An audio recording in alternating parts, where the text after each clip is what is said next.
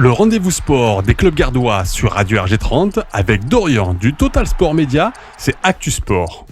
Et mon cher Jérôme, on va terminer cette semaine de la plus belle des manières en parlant football.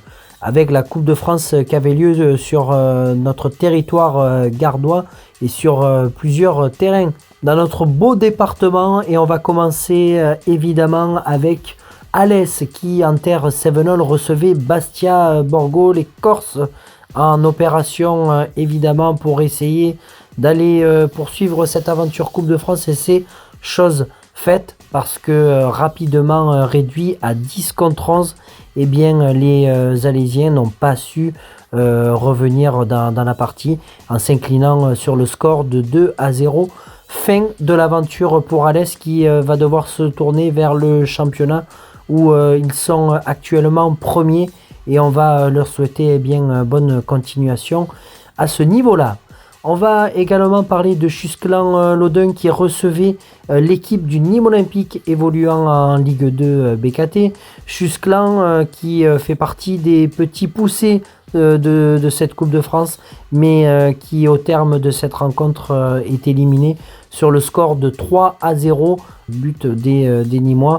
Voilà, fin de cette aventure, mais extraordinaire pour certains joueurs qui ont pu jouer avec des joueurs professionnels.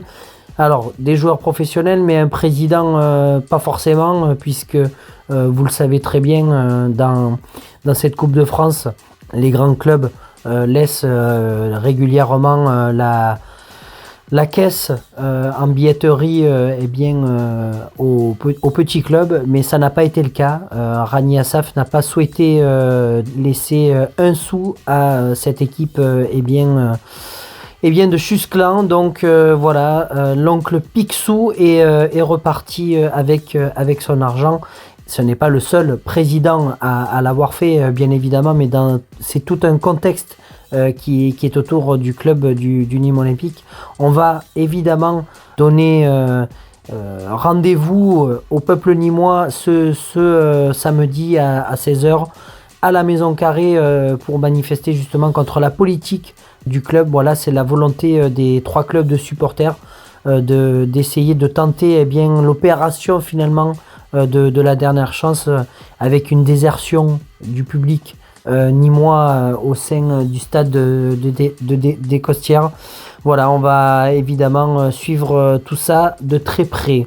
On va terminer ce volet Coupe de France avec l'exploit fait par Chemin Bas qui se qualifie face à Frontignan grâce au tir au but 5-3.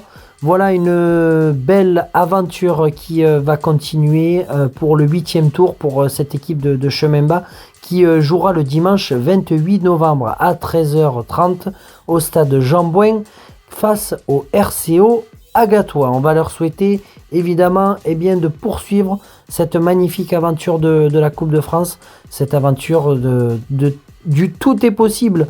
Voilà, c'est le cas de le dire.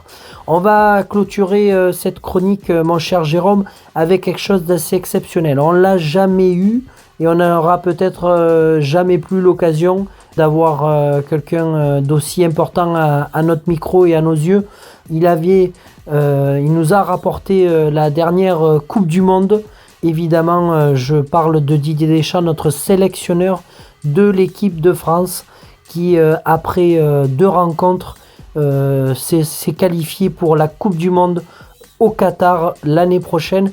J'ai eu l'occasion d'échanger avec lui à l'occasion d'un match de charité, de caritatif avec le club Variété France. On va écouter évidemment l'extrait de l'interview réalisée au micro de Total Sport Média. On écoute Didier Deschamps. Merci mon cher Jérôme. On est avec Didier Deschamps, notre sélectionneur national, en vacances, pas forcément totalement. Ce soir, on vous a vu faire de beaux allers-retours sur ce magnifique terrain du stade Louis-Michel. Non, pas en vacances, mais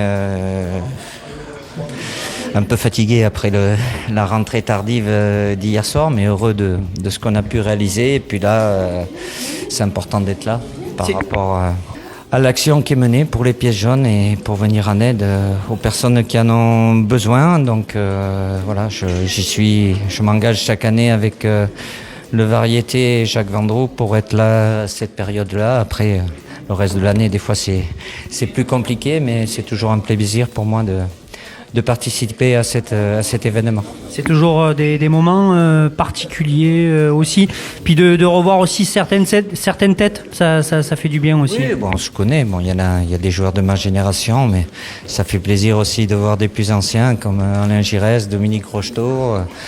C'est le lien qu'il y a entre toutes les générations. Et puis, comme je prends de l'âge moi aussi, je me retrouve à voir des joueurs que j'ai entraînés qui ont arrêté leur carrière, donc, mais qui sont là. Et puis en face aussi, dans les anciens de 7, avec Souleymane Camara et Vittorino Hilton aussi, deux joueurs que j'ai eu à entraîner. Donc voilà, c'est des moments de partage à travers un match de foot, mais évidemment, il y a la joie et le bonheur de pouvoir partager ces moments. Bon, merci en tout cas Didier de nous avoir permis de vous interroger un petit peu, d'avoir un peu ce sentiment. Merci à vous aussi.